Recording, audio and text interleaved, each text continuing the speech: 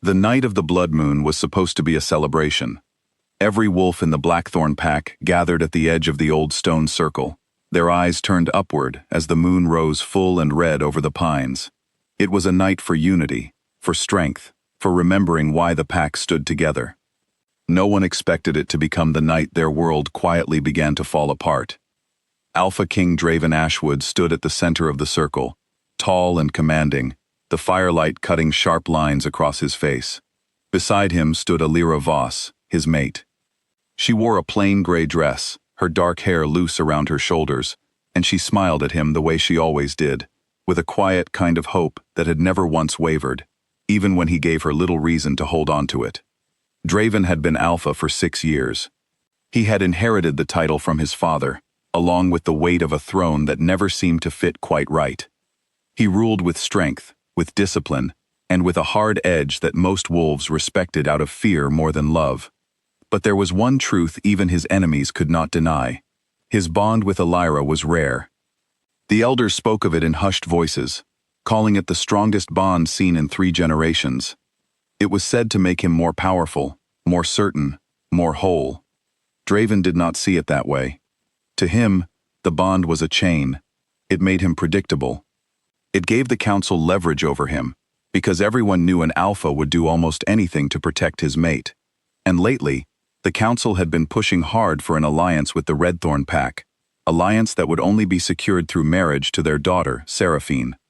Draven had told himself for weeks that the mate bond was just biology, just an old law with no real meaning beyond controlling him. He told himself that true power came from making hard choices, not from clinging to sentiment. And so, on the night of the blood moon, in front of the entire pack, he did something no alpha had done in living memory. He rejected his mate. The old words left his mouth before he let himself think too long about them. They were simple, ancient, and final. The moment they were spoken, Alira's knees buckled. She did not cry out, though everyone could see the pain tearing through her, raw and physical, as if something inside her chest had been ripped away. She pressed a hand to her heart and sank to the ground, and for a long, terrible moment, no one moved. Draven stood over her, his jaw tight, telling himself this was strength. This was leadership. This was what an alpha king had to do for the good of the pack. He did not yet understand what he had truly broken. In the days that followed, Alira kept mostly to herself, cared for by the pack healers and a small circle of elders who had known her since she was a child. She did not ask Draven for anything. She did not beg him to change his mind. She simply grieved, quietly and privately, the way wolves do when something essential has been torn from them. Draven, meanwhile, expected life to continue as it always had. He expected the council to move forward with the alliance.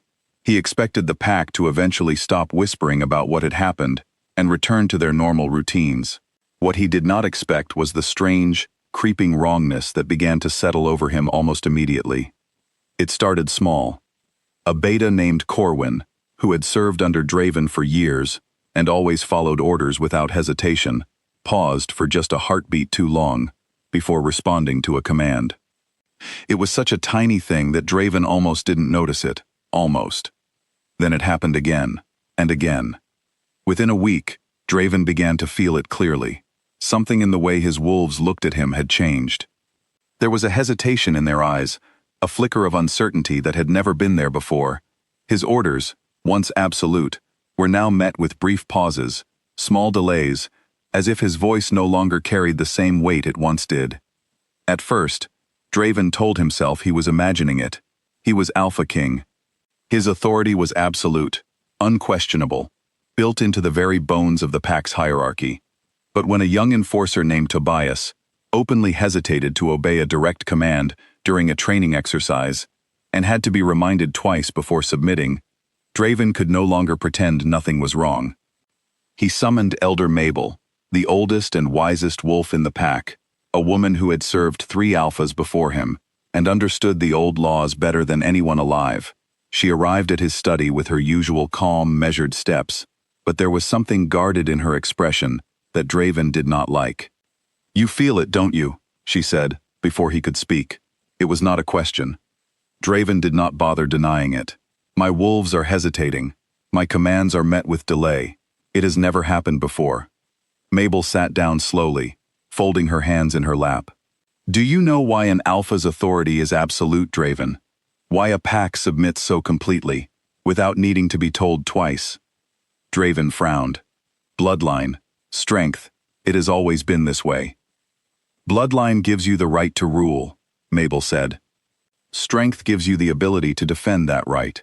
But neither of those things is what makes a pack feel your authority in their bones, the way they do not choose but simply obey. That comes from the bond. The mate bond, Draven said slowly, understanding beginning to dawn on him like a cold wind. Mabel nodded. A true mate bond does more than connect two hearts. It anchors an alpha's authority to the pack's collective awareness. Elyra was never simply your mate, Draven. She was the thread that let every wolf in this pack feel, instinctively, that you were meant to lead them. When you broke that bond, and broke it so violently, in front of everyone, you did not just hurt her. You severed the very thing that made your dominance feel real to them. Draven sat in silence for a long moment, the fire in his study crackling softly. So they are rejecting me. The way I rejected her. Not consciously, Mabel said gently. Their wolves do not know why they hesitate. They only know that something feels different now. Something feels wrong. And a wolf's instincts do not lie to it, even when its mind cannot explain what it is feeling. Draven wanted to argue. He wanted to insist that this was impossible, that no bond, however strong, could unmake an alpha's power so completely. But the evidence stood before him, undeniable, in every hesitant glance and delayed response he had noticed over the past week. He tried to push through it. He doubled down on discipline, believing that if he simply asserted himself harder, the pack would fall back in line. For a short while, it seemed to work. Fear kept the hesitation at bay, at least on the surface. But fear, Draven would soon learn, was a poor substitute for the instinctive loyalty he had lost. The first real crack came during a border skirmish 3 weeks later. A small group of rogue wolves had crossed into Blackthorn territory, testing the pack's defenses in a way they never would have dared before. Draven led the response himself, expecting the confrontation to end quickly, the way it always had. Instead, in the middle of the fight, one of his own enforcers, a wolf named Ren, who had never once challenged him, hesitated at a critical moment when Draven gave the order to flank. That single pause cost them precious seconds, and Draven found himself facing down a rogue wolf alone, forced to fight harder than he ever had to prove himself worthy of leading. He won, but barely, and the entire pack saw it. Word spread quickly after that. Whispers moved through the territory like smoke, wolves murmuring to each other about how the Alpha King seemed weaker somehow, how his command over the pack no longer felt absolute. Some called it a curse. Others, more perceptive, began to connect it to what had happened on the night of the blood moon. Rival packs, always watching for weakness, began testing Blackthorn's borders more aggressively. Small incursions became more frequent. Trade negotiations that once favored Blackthorn without question now met unexpected resistance. Even the Council, once Draven's staunchest supporters in pushing for the Redthorn alliance, began to grow uneasy, worried that a weakened Alpha would bring more harm than the alliance was worth. Draven felt his kingdom slipping through his fingers, piece by piece, and for the first time in his life, he did not know how to fight back. He could not fight an enemy that lived inside the instincts of his own pack. He could not command loyalty that had once come naturally, and now had to be forced, moment by moment, through sheer will. It was Elder Mabel who finally told him the only truth that mattered. There is no ritual to undo what you have done, Draven. No spell, no law, no declaration will restore what was broken in an instant. If you want your pack to feel your authority the way they once did, you must earn back what you threw away. And that begins with facing the person you hurt most. Draven resisted the idea for days. Pride, still stubborn even in the face of everything falling apart around him, kept him from seeking Elyra out. But as the pressure from the council grew, as more wolves hesitated at his commands, as rival packs grew bolder at his borders, he finally understood that pride was the one thing he could no longer afford. He found Elyra in the small cottage near the eastern edge of the territory, where she had been staying since the night everything changed. She was sitting outside on the porch steps, watching the sunset paint the sky in soft shades of orange and pink, and she did not look surprised to see him approaching. She simply watched him, calm and guarded, waiting to hear what he would say. Draven did not know how to begin. He had spent his whole life being certain, being commanding, being the one who gave orders, rather than the one who had to ask for anything. Standing before Elira now, he felt none of that certainty. "I was wrong," he said finally, the words feeling foreign in his mouth. "I thought the bond made me weak. I thought breaking it would make me stronger, more free to do what needed to be done for the pack. I understand now that I was not protecting my strength. I was destroying the very thing that gave it meaning." Elira studied him for a long moment before speaking. Do you understand what you did to me that night? Not just the pain of the bond breaking, though that was unlike anything I have ever felt. You stood in front of everyone I have ever known and told them, without words, that I was disposable, that whatever we had meant nothing when weighed against your ambition. "I know," Draven said quietly, "and I cannot undo that. I am not here to ask you to simply forgive me, or to pretend none of this happened. I am here because I finally understand what the bond truly was, and what it cost this pack, and what it cost you, when I threw it away without a second thought." "The pack rejecting you," Elira said slowly. "Is that why you're here? Because you need the bond restored to save your throne?" It was a fair question, and Draven knew that a lesser answer would end things right there. He took a breath. "The pack losing faith in me made me see the truth. But it is not why I am asking for your forgiveness. Even if there were another way to fix what is happening with the pack, even if my throne were never in question again, I would still owe you this. I would still need you to know that I see now what I could not see before. You were never simply a conduit for my power. You were the person who stood beside me and believed in me even when I gave you every reason not to." Elira was quiet for a long time, the last light of the sunset fading into soft blue dusk around them. Finally she said, "I am not the same person I was that night, Draven. Something in me broke, and I do not know if it can simply be put back together because you have decided you were wrong. If we are ever to rebuild anything between us, it will not happen because your council demands it, or because your pack needs it. It will only happen if you can show me, through your actions and not your words, that you have truly changed."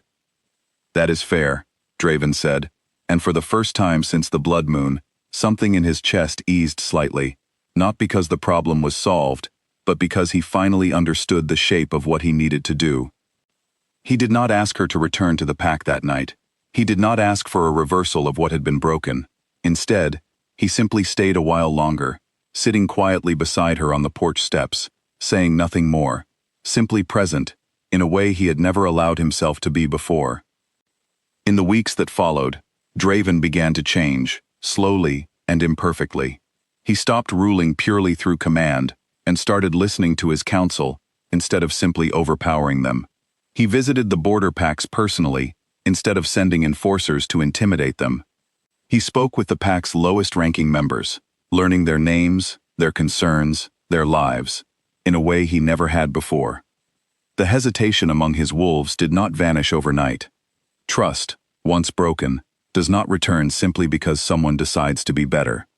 But slowly, gradually, Draven noticed the pauses growing shorter, the uncertain glances softening, not because the bond had been restored, but because he was becoming, piece by piece, a leader his pack could trust, for reasons beyond blood and instinct alone. Elira, for her part, healed slowly as well. She did not rush back into anything.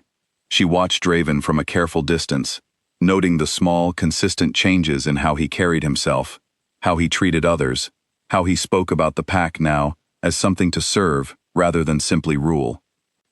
Whether their bond would ever be what it once was, no one could say for certain, not even the elders who understood the old laws better than anyone. What was certain was this: Draven had learned, in the hardest way possible, that true authority was never something a wolf could simply take. It had to be earned, moment by moment, choice by choice, through actions that proved worthy of the trust others placed in him. And for the first time in his life, Draven Ashwood understood that some things, once broken, could only be rebuilt slowly, patiently, and with a humility he had never known he needed.